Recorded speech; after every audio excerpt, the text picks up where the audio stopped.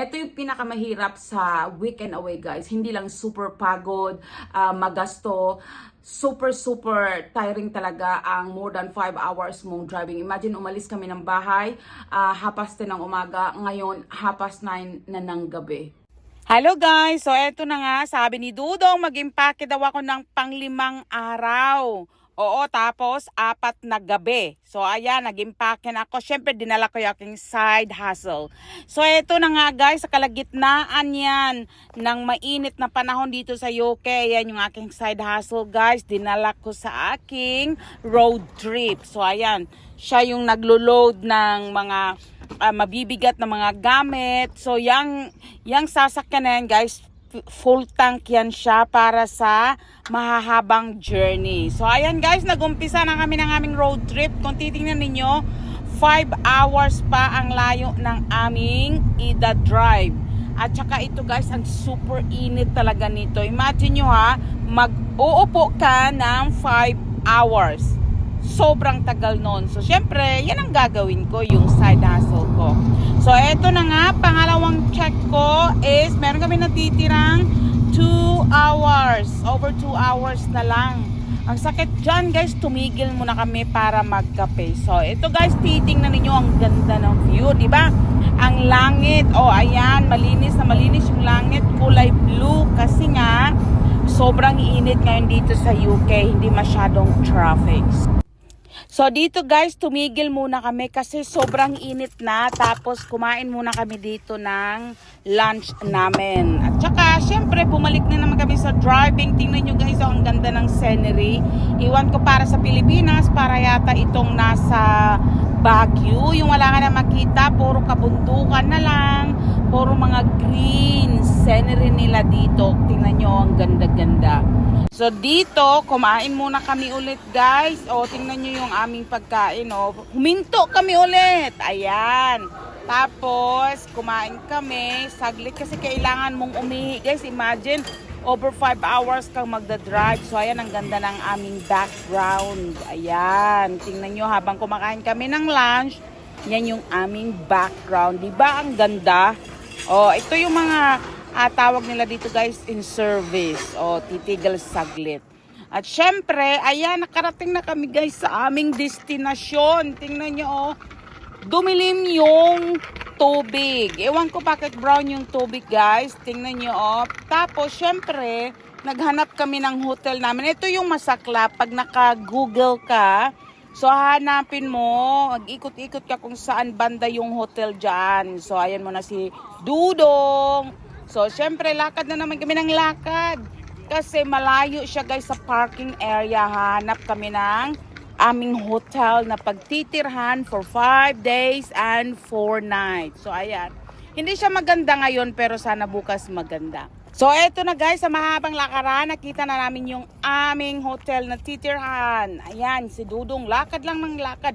Malayo talaga ito guys sa parking. Ito yung tawag nila is, sa other side niyan guys is beach. So ayan, nakita na namin. So eto na Lord Jesus Christ, sa mahabang hanapan. So eto na guys, bago pala kami pumasok ng apartment, namili kami ng aming kakainin guys sa ngayong gabi at saka bukas ng breakfast namin. So kung nakita nyo yung tinapay, at saka yan Indian food. So dyan, eto na pala yung aming hapunan. Kahit nakita niyo yung araw guys, pero ngayon ay 7 o'clock na ng gabi. Syempre, di talaga mawawala ang wine, ang beer, of course. At syempre, andyan yung aking favorite na ice cream. So tingnan nyo guys ha, o yan, umuusok-usok pa sa sobrang lamig. Kasi ngayon, mainit ngayong araw guys, sobrang init ngayon. So ayan, naghahanda na si Dudong ng aming makakain.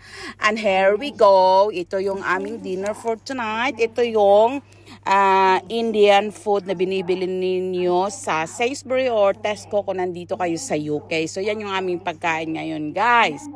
Hello guys, sa after 11 hours ng journey namin, so umalis kami ng 10:30, tapos ngayon 9:30 na ng gabi. Ganito kahirap dito sa UK guys pag sinabing mag-weekend away. So depende kung saan kayo pupunta. Pag napunta kayo from England to Scotland, yan yung 7 hours to 8 hours. Pero sa amin, nasa 5.5 hours. So pagdating namin dito, syempre magsa-shopping pa, mag-food shopping, tapos Ang pinaka mahirap guys kasi dito kami sa may coastal.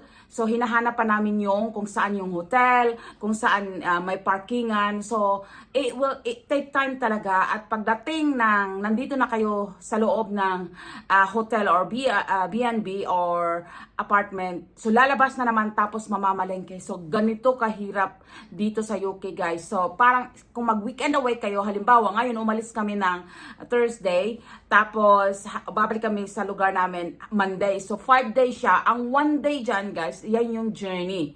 So napakapagod, napakahirap, pagod pag first day. Syempre may mga hila-hila ka pang luggage, tapos wala ka ng energy. Imagine you guys, 9:30 na kami ngayon, kami nakaupo, nakakain na. So, ganun kahirap pag nagsabi ng weekend away at napakagasto talaga guys. Kasi kung ang 5 hours na yan na driving,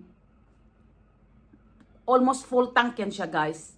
Oo, so 5 araw kami dito, so 4 na araw na lang natitira. So ilan ang gasolina na magagasto namin. So kung may mga anak kayo nakasama sa weekend away ninyo, mas lalo siyang magasto kasi syempre may mga activities na gagawin. Pero ito nga lang guys, nahihirapan ako siguro dahil tumatanda na ako. Siguro ang bilis na mapagod. Pero guys, 10:30 kami umalis ng bahay. Andyan, di ba, naka-document siya. Tapos, uupo ka ngayon, 9:30 na, pag nakatapos na ng kain. So, ilang oras na lang, or 1 hour, 2 hours, matutulog na ako. So, ang isang 1 day mo, doon lang sa biyahe, sa driving, tapos sa preparation, para makasettle down ka na. Tapos, doon ka na makapag-relax. Ang first day talaga guys, walang relax. Pero ang pinakamaganda dito, nung pagdating namin at makita nyo yung view, sa susunod kong video, ipakita ko yung view, mararamdaman mo agad yung sinasabing relax. Kasi dito wala kang makitang sasakyan na tumatakbo, mga tao lang na naglalakad. Tapos nandito kami sa 4th floor, makikita mo dyan sa baba. So, napaka-relaxing siya. Ang excited ko guys is yung morning. So, ang activity namin for 5 days. So, 4 days na lang natira, no? Maraming driving. So, maraming kaming pupuntahan. Yung mga magagandang lugar. At yung mga tourist destination talaga siya. So, doon kami magdadrive bukas. Pero napakaganda guys. Napaka-relaxing ng aming nakuhang apartment or Airbnb. At itutur ko kayo sa abangan nyo yung aking video. Wala na talaga akong energy guys. Mauubos na yung aking energy. So, meron akong, ayan, pampatulog. So, bukas gigising ng umaga. At saka, gusto kong relax yung aking isip guys. Kasi dala-dala ko pa rin yung aking side hustle. So, bukas, sana matapos siya para makapag-relax na ng tuluyan. So, sa susunod kong vlog guys, i-upload ko sa susunod is yung apartment tour na tinirhan namin or hotel na tinirhan namin para makita nyo or may idea kayo na kung pumunta kayo sa lugar na ito. So, i-document ko ang 5 days namin na holiday. So, thank you for watching guys and see you in my next vlog.